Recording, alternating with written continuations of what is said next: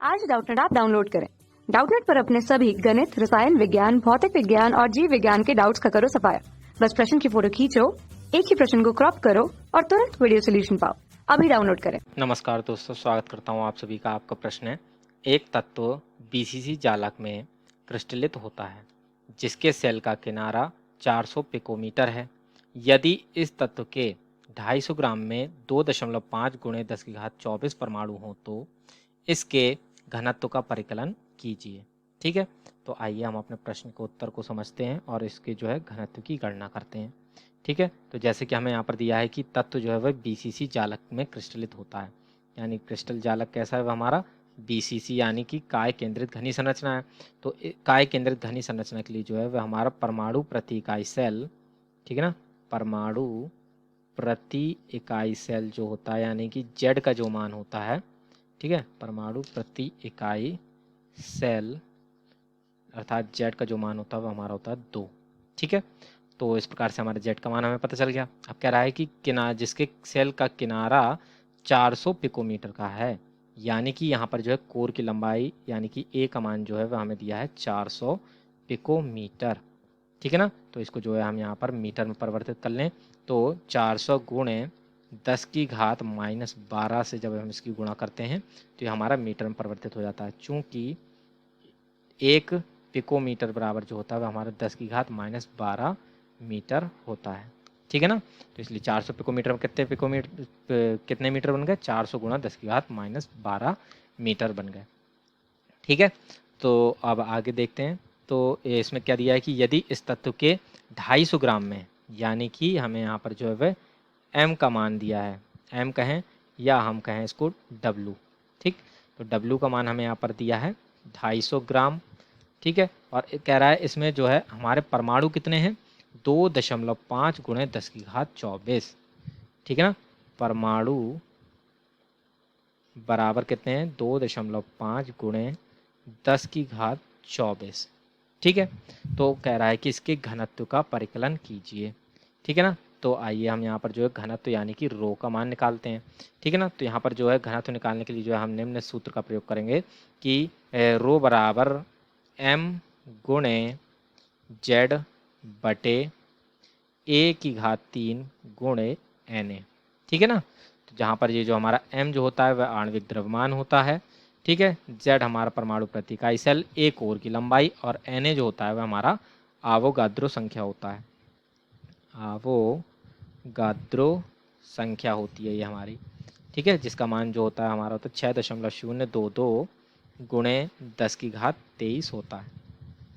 ठीक है, तो अब जैसे कि यहाँ पर हमें जेड का मान पता है, ए का मान भी पता है, एन ए का मान भी पता है। अब हमें यहाँ पर जो है आणविक द्रव्यमान का मान निकालना है।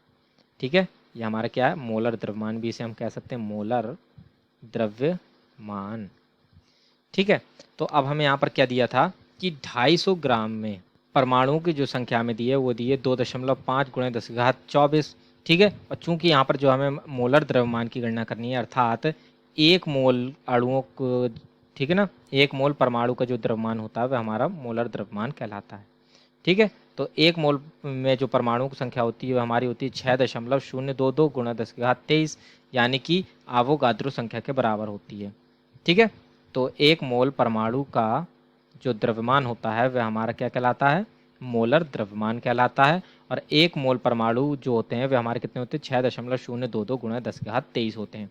ठीक है ना, तो अब जैसे कि यहाँ पर जो है हम एक एक नियम का प्रयोग करते हैं, तो चूंकि 2.5 गुणे 10 की घात 24 परमाणुओं का द्रव्यमान बराबर, परमाणुओं का द्रव्यमान बराबर हमें दिया है यहाँ पर 250 ग्राम। ठीक, अब इसलिए एक परमाणु का द्रव्यमान, एक परमाणु का द्रव्यमान जो है वो कितना होगा? ये बराबर होगा हमारा 250 बटे 2.5 गुणे 10 की घात 24। ठीक है, और चूंकि हमें मोलर द्रव्यमान निकालना था यानी कि एक मोल परमाणुओं का, यानी एक मोल में जो परमाणु होते हैं वे हमारे अवोगाद्रो संख्या के बराबर, यानी 6.022 गुणे 10 की घात 23। ठीक है, परमाणु का परमाणुओं का द्रव्यमान, ठीक है ना, यानी कि 1 मोल इसे कहेंगे हम। 1 मोल का द्रव्यमान बराबर कितना होगा? 250 बटे 2.5 गुणे 10 की घात 24 गुणे 6.022 गुणे 10 की घात 23। ठीक है ना? तो अब इसको जरा हम जब हल करते हैं तो इसका मान हमारा आ जाता है 60.22। ठीक है? तो इस प्रकार से जो है हमारे यहाँ पर 1 मोल यानी का जो द्रव्यमान है वो कितना आ गया? 60.22 ग्राम। ठीक है? और ये जो है हमारे इसका मोलर द्रव्यमान आ जाता है, यानी कैपिटल एम का मान भी हमने यहाँ पर निकाला। ठीक है? अतः अब जो है हम अपने यहाँ पर घनत्व को निकालते हैं। ठीक है? तो यहाँ पर हम जो घनत्व है ग्राम प्रति घन सेंटीमीटर में निकालेंगे। ठीक है? तो अर्थात यहाँ पर जो कोर की लंबाई होनी चाहिए वह भी हमारी जो है यहाँ पर होनी चाहिए सेंटीमीटर में। ठीक, तो यहाँ पर जो हमने जैसे कि मीटर में निकाला था, तो अब इसको जो है हम यहाँ पर सेंटीमीटर में परिवर्तित कर लेते हैं। तो चूंकि 1 मीटर बराबर जो होता है हमारा वह 100 सेंटीमीटर होता है। ठीक है? अर्थात यदि हम यहाँ पर जो है 10 की घात 2 से गुणा कर देंगे, ठीक है ना, ये मीटर में, तो यहाँ पर जो है वह हमें सेंटीमीटर में मान प्राप्त हो जाएगा। यानी कि हमारा मान आ जाएगा 400 गुणे 10 की घात -10 सेंटीमीटर। ठीक है? चूंकि 10 की घात 2 से जब इसमें गुणा करेंगे तो वो धनात्मक होगा, तो -12 + 2 यानी कि -10। ठीक है?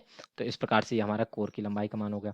अतः अब हम यहाँ पर जो है घनत्व की गणना करते हैं, तो घनत्व बराबर हमारा होगा, जैसे कि हमने कहा था m गुणा z, तो m हमारा यहाँ पर 60.22 गुणे z बराबर हमारा 2 था, बटे a क्यूब यानी 400 गुणे 10 की घात -10 की घात 3 गुणे Na यानी अवोगाद्रो संख्या यानी 6.022 गुणे 10 की घात 23। ठीक है? अतः अब हम इसको हल करते हैं, तो हल करने पर जो है इसका मान हमारा आ जाता है 3.125 ग्राम प्रति घन सेंटीमीटर। ठीक है? तो इस प्रकार से जो है ये हमारे घनत्व का मान जो है वह निकल आता है, और इस प्रकार से जो है ये हमारे प्रश्न का उत्तर पूर्ण होता है। आशा करता हूँ आप सभी को उत्तर समझ में आया होगा। धन्यवाद। कक्षा 6वीं से 12वीं से लेकर नीट, IIT, JEE वो एडवांस के लेवल तक 1 करोड़ से ज्यादा छात्रों का भरोसा। आज ही डाउनलोड करें डाउटनेट ऐप या व्हाट्सएप करें अपने सारे डाउट्स 8400 400 400 पर।